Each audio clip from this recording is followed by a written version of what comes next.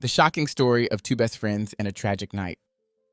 They were best friends, bound by love and trust, but one terrible night their lives were stolen in a way no one saw coming.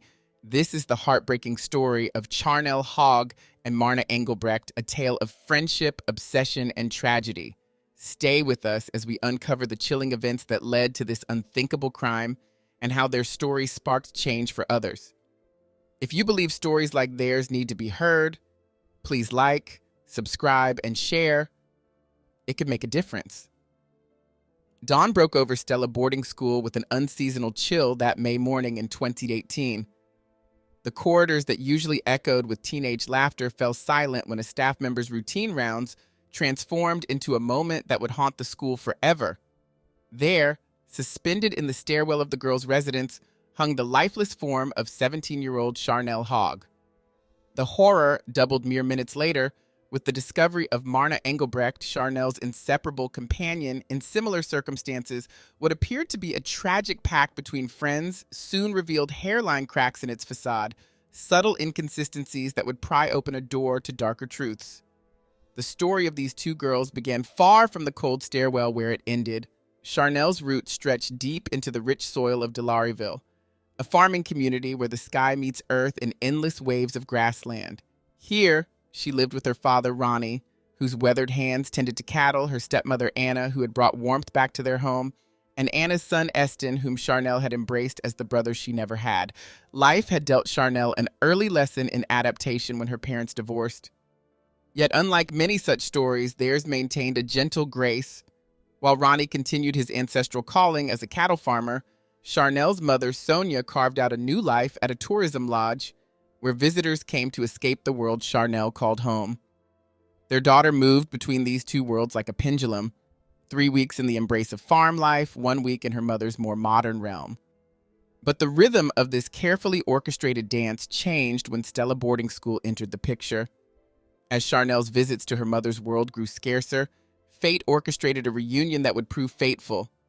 Marna Engelbrecht, a ghost from her childhood, stepped back into her life with the familiarity of a shared past and the promise of a renewed future. Their history was woven into the fabric of their community. Marna's mother, Ryanette, had once filled the air with music at Charnel's parents' wedding, her melodies now a poignant echo of simpler times. Both families were bound by the timeless traditions of farming life, their paths crossing in the wooden pews of Sunday services and at community gatherings where their children had once played innocent games. Charnel and Marna's friendship, born in the carefree days of kindergarten, had been a constant until life's currents pulled them in different directions. Now, within the halls of Stella, their paths had converged once more. Little did anyone suspect that this reunion, celebrated by all who knew them, would lead to a morning when the sun would rise on a mystery that would shake their close-knit community to its core. The Northwest province stretched out like a vast canvas painted in earth tones, where generations had written their stories in furrows and fence lines. Here, amid endless savannas and shrublands that shimmered under the African sun, agriculture wasn't just an occupation, it was the rhythm of life itself. The Afrikaners, descendants of 17th century European settlers, still clung to their traditions like precious heirlooms, even as the winds of change swept through post-apartheid South Africa. Their way of life, though diminished in political influence, remained deeply rooted in the soil they tended. In this landscape of tradition and transition, the Hogg and Engelbrecht families found common ground deeper than the earth they farmed. Their shared heritage wasn't just about language or customs. It was written in the way they understood the land, the importance of community, and the value of maintaining their cultural identity in a changing world.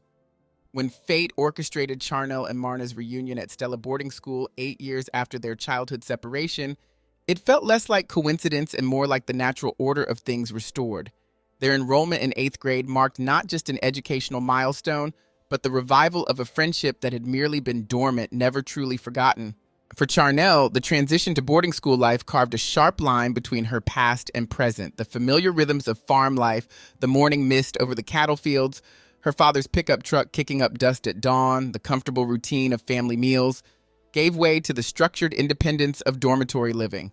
With her father immersed in farm management and her mother's life orbiting a distant tourism lodge, Charnel found herself navigating a new world where childhood certainties began to blur. It was in this context of change that Xander appeared, like a character stepping out of a different story altogether. At 18, he carried himself with the easy confidence of someone who knew his place in the world. His athletic build and thick dark hair drew attention, but it was his green eyes, sharp and knowing, that seemed to hold secrets. Despite having graduated, he remained a frequent figure in the community, his presence a reminder of the world beyond school walls. Xander's own story was written in the language of divided loyalties. His parents' divorce had split his world between his father's farm, 50 miles from Stella, and his mother's more distant life, a division that seemed to echo in his relationships with both parents. He lived primarily on his father's farm, while his relationship with his mother remained a more complicated chapter in his story. Before Xander's arrival changed the narrative, Charnel and Marna's friendship filled their days with shared passions and dreams. Their love for horses wasn't just a hobby, it was freedom incarnate, found in early morning rides and the thunder of hooves across open fields. Charnel's eye for photography captured these moments, freezing time in frames that her father, Ronnie, believed could lead to a modeling career. Her camera became both a tool and a shield, allowing her to observe the world while remaining slightly apart from it. Meanwhile, Marna's academic excellence, particularly in mathematics and science, pointed toward a future shaped by her love for animals. Her dream of becoming a veterinarian seemed natural, growing from countless hours spent helping sick animals on her family's farm. She lived near Vryburg with her parents, including her father Stefan, whose reputation as a drilling specialist was matched only by the depth of his devotion to his younger daughter. Their home was a place where intelligence and practicality met, where textbooks shared space with muddy boots, and where Marna's dreams took root in fertile ground. Marna Thinker, they called her, a nickname that captured more than just her contemplative nature. In the bustling dormitory halls, she moved with a quiet grace that made her presence felt without demanding attention. Her mother, Rionette, who spent her days caring for others as a profession, had passed down this gentle strength to her daughter. Rianne, Marna's older sister, completed their family circle, each member fitting together like pieces of a well-worn puzzle. In their community, the Engelbrechts were the family others measured themselves against. Their harmony seemed as natural as breathing. Within the confined world of boarding school life, Charnel and Marna created their own sanctuary in their shared dorm room. Their personalities complemented each other like light and shadow, Charnel's magnetic charisma drawing people in, while Marna's thoughtful kindness kept them close. Weekends brought choices. Sometimes they'd return to their separate homes, but often they'd choose to stay together, switching between families as easily as changing clothes. Ronnie Hogg's kitchen table had an unofficial extra place setting for Marna, his affection for her matching that for his own daughter. But beneath this tapestry of teenage friendship and family bonds, darker threads began to weave themselves into the pattern. The catalyst came in the form of Xander, whose confident exterior masked a storm of complexities born from a fractured childhood. His story began even before his birth in his mother Mercia's desperate journey to motherhood. Each failed attempt had carved deeper lines of determination in her heart, making Xander's eventual arrival seem like a miracle wrapped in medical complications. The difficult pregnancy and his early health struggles forged a bond between mother and son that bordered on suffocation, Mercia's protective instincts never quite adjusting to her son's growing independence. Monty, Xander's father, approached fatherhood through the lens of his police training. Structure, discipline, and masculine pursuits became his tools for raising a son. Under his guidance, Xander learned to track game through forest paths, to feel the kick of a rifle against his shoulder, to wait patiently for fish to bite. These moments in nature became the language father and son shared when words failed them. The duality of his upbringing, caught between his mother's suffocating devotion and his father's rigid expectations, manifested in Xander's complicated personality. His physical prowess on the rugby field couldn't mask the volatility that simmered beneath the surface.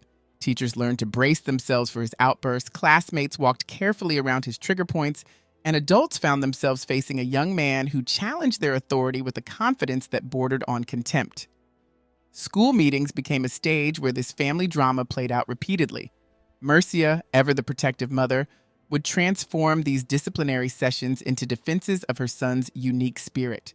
She painted his disruptions as expressions of individuality, his conflicts as signs of leadership, his defiance as strength of character.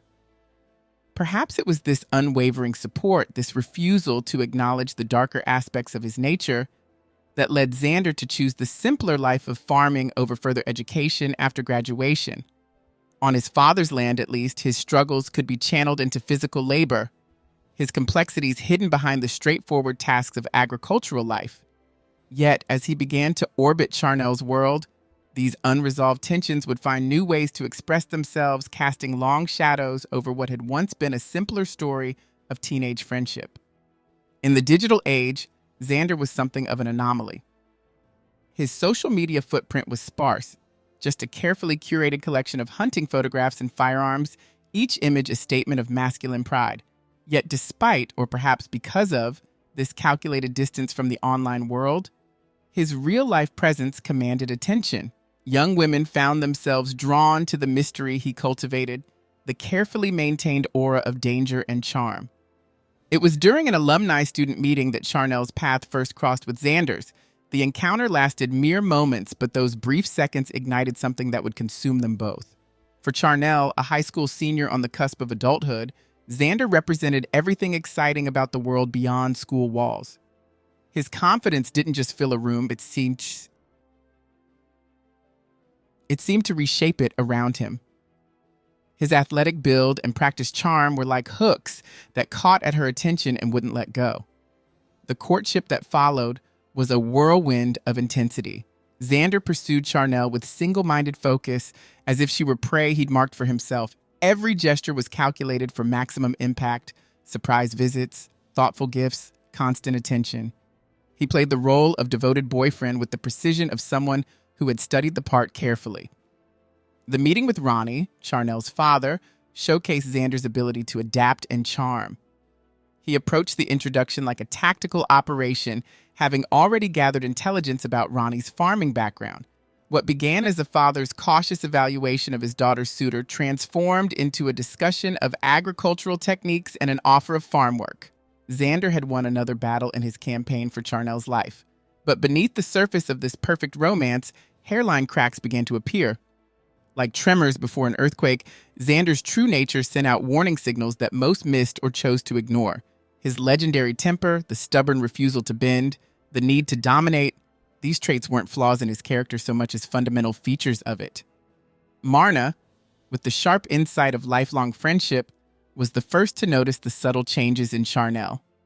It began with small things: canceled plans, missed calls, growing distances. Friends who had once orbited naturally around Charnel's warm personality found themselves increasingly shut out, their texts unanswered, their invitations declined. Each excuse seemed reasonable on its own: fatigue, homework, family obligations. But together they formed a pattern that set off alarm bells in Marna's mind. When she tried to voice her concerns, Charnel's defensive responses only heightened her worry. The change had coincided perfectly with Xander's complete integration into Charnel's social sphere. His control mechanisms were masterfully subtle at first: questions about her whereabouts disguised as concern, inquiries about her friends masked as interest. Charnel, still basking in the glow of what she believed was deep love, interpreted each controlling move as a sign of devotion. The invasion of her privacy came so gradually that each step seemed natural. Access to her phone? Of course, they had nothing to hide from each other. Social media passwords? Why not? It showed trust. Reading her messages? Well, if you truly love someone.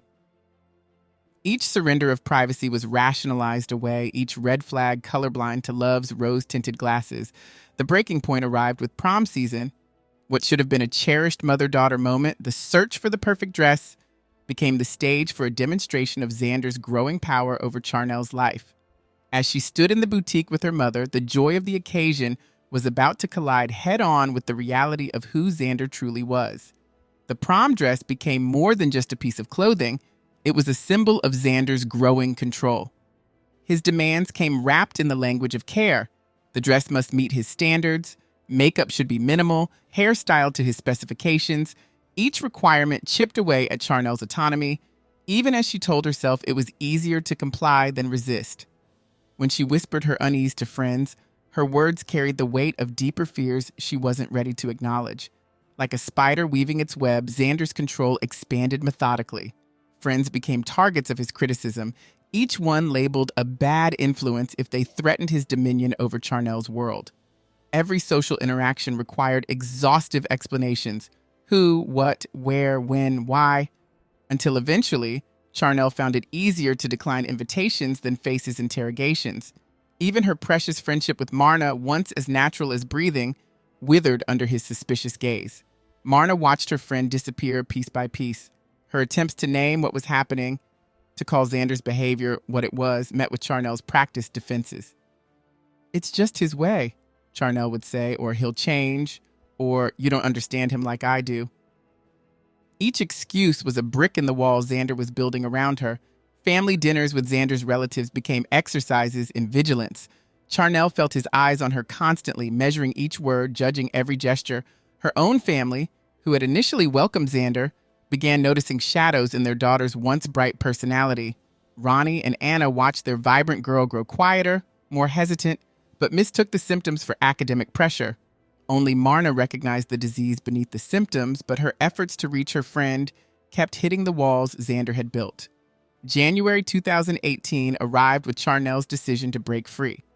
The choice hadn't come easily. It had grown from seeds of fear planted by months of escalating control and aggression. The previous year had ended with warning signs too bright to ignore: the obsessive monitoring of her digital life, the arguments that left physical reminders on her skin, the suffocating pressure that had replaced what she once thought was love. Marna had been the first to notice the marks, bruises that told stories Charnel tried to hide.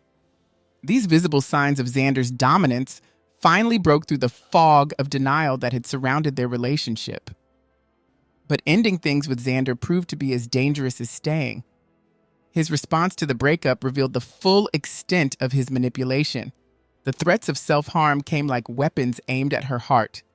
"I can't live without you," transformed from a romantic sentiment into a hostage situation. His messages oscillated between rage and pleading, each one designed to exploit her compassion, to make her question her decision. But something had shifted in Charnel. Perhaps the accumulated weight of too many compromises, too many fears, too many marks on her skin. This time, despite the emotional storm Xander unleashed, she held her ground. When Charnel finally broke free from Xander's toxic grip, the ripples of her decision spread outward, pulling Marna deeper into the conflict. Xander, unable to accept his loss of control, turned his rage toward Marna, casting her as the villain who had poisoned Charnel against him. His threatening messages to Marna carried such venom that she finally broke her silence, confiding in her father, Stefan. The drilling specialist's protective instincts kicked in immediately. His stern warning to Xander temporarily stemmed the tide of harassment, though the underlying current of hostility remained. In the aftermath of the breakup, Brandon Victor entered the story like a shaft of sunlight through storm clouds. Their friendship, rooted in shared memories since she was 14, offered Charnel a reminder of what genuine care felt like. Brandon's reputation as both an athlete and a genuinely kind soul stood in stark contrast to the darkness she'd escaped. He became her confidant, a patient listener who helped her process the trauma of Xander's control without trying to control her healing. As their friendship blossomed into something deeper, they moved cautiously, like people walking on thin ice. They kept their growing closeness hidden, aware that Xander's obsession still cast a long shadow over Charnel's life. His refusal to accept the end manifested in sudden appearances wherever Charnel went, in messages that wouldn't stop coming, in a presence that haunted her every move. Brandon and Charnel became experts at avoiding places where they might encounter him, their relationship flourishing in careful secrecy. May 2018 arrived heavy with unspoken tensions. Despite her attempts to reclaim her life, Charnel couldn't shake the weight of Xander's persistent presence. His determination to remain part of her story, his refusal to accept her choices, created an atmosphere of mounting pressure that affected everyone in her orbit. The situation demanded resolution, though no one could have predicted what form that resolution would take. The morning of May 26, 2018 began with an eerie calm that would later seem prophetic. The boarding school dormitory stood silent in the pre-dawn hours, its corridors empty save for Christelle, the staff member making her routine 6 a.m. rounds. Her discovery started with something innocuous: dark strands of hair scattered across the restroom floor. In another context, on another morning, she might have simply swept them away with the day's other debris. But as she approached the staircase, the sight of a green nylon rope stretched across the railing turned that ordinary morning into something else entirely. The moment stretched into eternity as her eyes followed the rope's path downward to where white-socked feet hung motionless above the floor.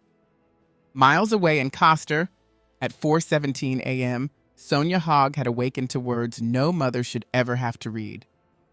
"Mom, I just wanted to say I love you, and I'm sorry." The message glowed in the dark like a harbinger of dawn, a dawn that would bring with it revelations no one was prepared to face. In those pre-dawn hours, as Christelle moved through the dormitory and Sonia stared at her phone's screen, the worlds of all involved were about to collide in ways that would leave no one unchanged. A single misspelled word became the first thread that began to unravel everything. Sonia knew her daughter, knew how precisely Charnel crafted her messages, how carefully she chose her words. That misplaced letter in sorry rang like a warning bell in her mind. Her trembling fingers dialed Charnel's number, each unanswered ring heightening her sense of dread until the voicemail clicked on, hollow and mechanical. In desperation, she reached out to Ronnie, her voice tight with barely contained panic. Ronnie, pulled from sleep by Sonia's call, initially tried to offer reassurance. Everything had seemed normal the previous night, but as he checked his phone, that fragile comfort shattered. 2 messages from Charnel sent in the dead of night turned his world upside down. At 3:42 a.m., an image of his daughter in her undergarments captioned with words meant for Brandon, "I love you." Then at 4:17 a.m., those chilling words, "Dad, I'm sorry, Marna and I are leaving." The messages carried a finality that sent ice through his veins. His fingers were already dialing Richard Hobson's number before his mind fully processed what he feared. The principal's phone began to ring just as Christelle climbed the stairs to Charnel and Marna's room, her heart pounding with each step. The room she found was a study in ordinary details turned ominous. Perfectly made beds, organized belongings, everything in its place as if waiting for a tomorrow that would never come. The weight of understanding hit Christelle as she turned back toward the staircase, toward what she now knew she would find. Across town, Brandon stared at his own phone screen, at Charnel's final message to him, his repeated calls meeting the same void that had swallowed Sonia's. Something in his gut told him this wasn't just a missed connection. This was something far worse. The morning unfolded like a nightmare in slow motion. The rugby field stood empty, waiting for a match that no one would watch. Whispers turned to murmurs, turned to a rising tide of horror as word spread through the student body. When Ronnie and Sonia arrived at the school, their faces carved with worry, they stepped into an atmosphere thick with unspoken dread. The call that shattered Richard Hobson's morning came at 6:15 a.m. Christelle's voice on the other end barely resembled itself, fractured by what she had seen. The words tumbled out. Charnel hanging, the staircase, before the connection cut off with the clatter of a dropped phone. Hobson stood frozen, the echo of Christelle's words still ringing in his ears when his phone rang again. This time, it was his duty to deliver the unthinkable news to Ronnie. Both girls, both gone. The drive to the school became a blur for Ronnie, with his brother Louis at the wheel. Each mile brought fresh waves of those final messages rolling through his mind, each one carrying new weight, new meaning, new agony. At the school, Hobson orchestrated a desperate attempt to shield the other students from reality, even as that reality pressed in from all sides, impossible to deny, impossible to unsee. The grim discovery came with the morning light. When police arrived at St. Margaret's Academy, they found a scene that would haunt them for years to come. Charnel's lifeless body suspended from the ornate Victorian staircase, and in a cruel parallel, Marna's body in the first-floor bathroom, a backpack strap wound fatally around her neck. The pristine halls of the prestigious school had become a crime scene. Detective Sarah Chen's trained eye caught it first. The marks on their necks told a different story than suicide. The bruising patterns were wrong, the angles inconsistent. What first appeared to be a tragic pact between friends quickly evolved into something far more sinister. The scene descended into chaos when Ronnie, Charnel's father, burst through the police line. "That's my baby girl," he screamed, lunging toward the staircase. Officers moved to intercept him, their voices urgent with warnings about preserving evidence, but a father's grief knows no protocol. It took Louis, his brother-in-law and longtime voice of reason, to finally guide him away from his daughter's body. Stevens, Marna's father, arrived moments later. Unlike Ronnie's raw anguish, his reaction crystallized into cold fury. "Xander!" He spat out the name like venom. "This is his doing. Charnel's ex-boyfriend. He's been threatening her for months." Principal Hobson, knowing the situation required expertise beyond local law enforcement, placed an urgent call to private investigator Chris Sanders. Having worked with Sanders on a previous case involving student harassment, Hobson knew his methodical approach would be crucial. Sanders arrived within hours, his weathered notebook already open. Brandon Victor, Charnel's current boyfriend, became a key witness. In Sanders' office, the young man's hands trembled as he unlocked his phone. "She sent me these messages last night," he explained, revealing a string of increasingly disturbing texts. "I should have done more. I should have stayed." The investigation quickly centered on Xander Morrison. Multiple students described his obsessive behavior following his breakup with Charnel. The stalking, the threats, the angry outbursts in the cafeteria. Each account added another brushstroke to a portrait of escalating danger that everyone had seen, but no one had stopped. As forensics teams carefully collected evidence, analyzing fingerprints on the rope and backpack strap, Stevens' patience wore thin. Despite Sanders' explicit warnings, Marna's father took matters into his own hands, driving to Xander's house in a rage. His vigilante pursuit threatened to compromise the entire investigation. The timeline began to emerge. On May 25, 2018, at midnight, Charnel, Marna, and Brandon had gathered in the girls' dormitory. Brandon had slipped past security, breaking school rules to comfort an increasingly anxious Charnel. Over cups of cooling coffee, they discussed the escalating threats from Xander. The atmosphere in the room was thick with tension, broken only by the sudden jarring ring of Charnel's phone at 1 a.m.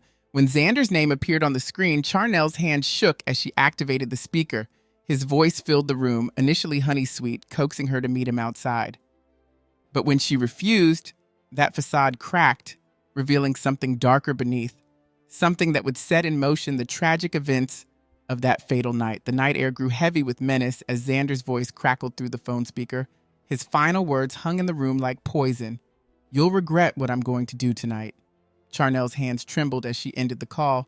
Brandon moved to comfort her, but she pushed him away, insisting he return to his dormitory. "We'll both be expelled if they catch you here," she whispered, trying to mask her fear with practicality. At 2 a.m., Brandon reluctantly left, carrying with him the crushing weight of what would become his final goodbye. Dawn broke on May 26th with devastating news. Stevens, Marna's father, his world shattered by grief, drove like a man possessed to the Morrison farm. The property's isolation seemed to mirror Xander's detachment from consequence. There, amid the morning mist, Stevens confronted Xander and his father, Monty. Raw pain fueled his accusations, each word a weapon aimed at the young man he believed had destroyed his daughter's life. The confrontation might have turned violent if not for private investigator Chris Sanders' timely arrival. His measured voice cut through the tension like a knife through fog. With practiced calm, he convinced Stevens to step back and persuaded Xander to accompany him to the station. The drive became an impromptu interrogation room, Sanders' steady questioning wearing away at Xander's facade until it cracked completely. The confession spilled out like dark water from a broken dam. Xander's voice, captured on Sanders' recorder, detailed how jealousy had poisoned his mind. He admitted to killing Charnel, the girl he claimed to love, and then taking Marna's life simply because she had been there to witness his crimes. His words confirmed what the evidence had already whispered to investigators. The marks on the victims' bodies, the stage scene, all pointed to a calculated act of violence masked as suicide.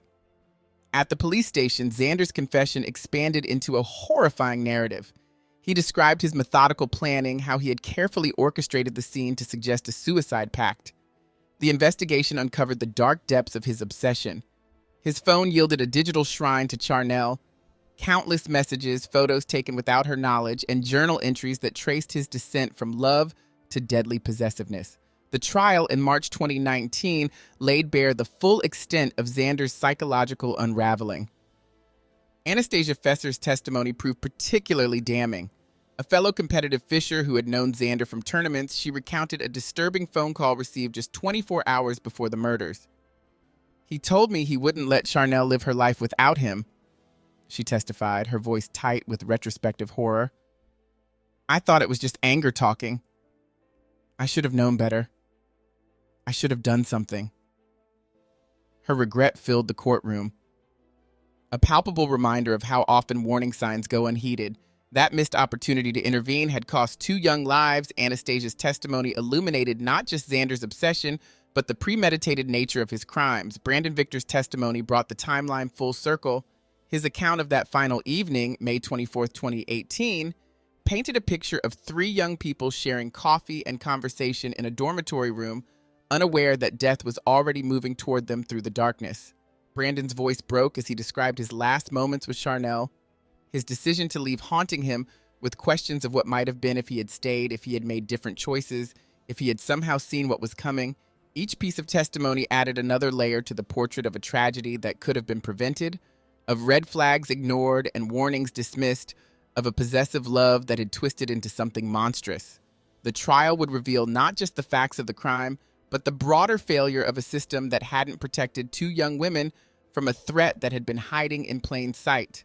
That final night in the dormitory held a deceptive normalcy. Charnel, Marna, and Brandon tried to create a bubble of warmth against the growing darkness outside. Their laughter a fragile shield against the tension they all felt. They shared stories and made plans for the future, plans that would never come to pass. When Xander's call shattered their temporary peace, his voice on speakerphone started soft, almost reasonable, before revealing the monster beneath. His final threat lingered in the air long after the call ended, words that would haunt Brandon forever. Fear etched itself across Charnel's face, yet her last act was one of protective love, sending Brandon away to spare him from trouble. That simple decision, born of teenage concerns about school rules, carried the weight of tragedy. None of them knew these were their final moments together, their last shared laughs, their last goodbye. In the courtroom, Xander's defense team fought desperately to discredit his confession. They painted private investigator Sanders as manipulative, the recording as coerced, the evidence as circumstantial. But the truth had too much weight to be denied.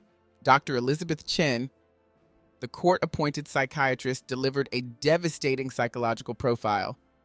She described a young man whose love had mutated into possession, whose need for control had overwhelmed any capacity for empathy.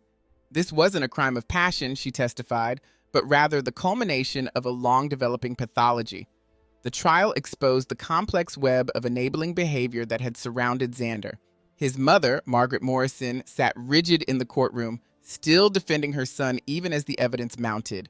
Her decades of overprotection had created a shield between Xander and consequence, fostering the belief that his desires trumped others' rights.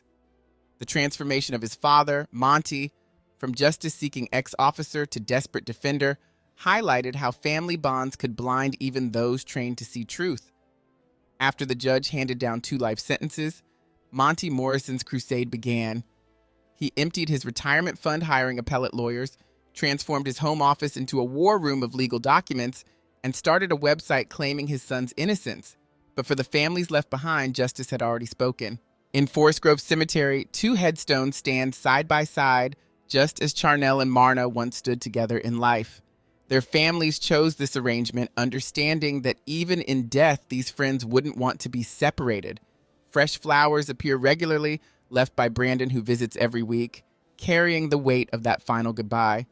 The case reverberated beyond the immediate tragedy, sparking changes in how schools handle reports of stalking and threatening behavior.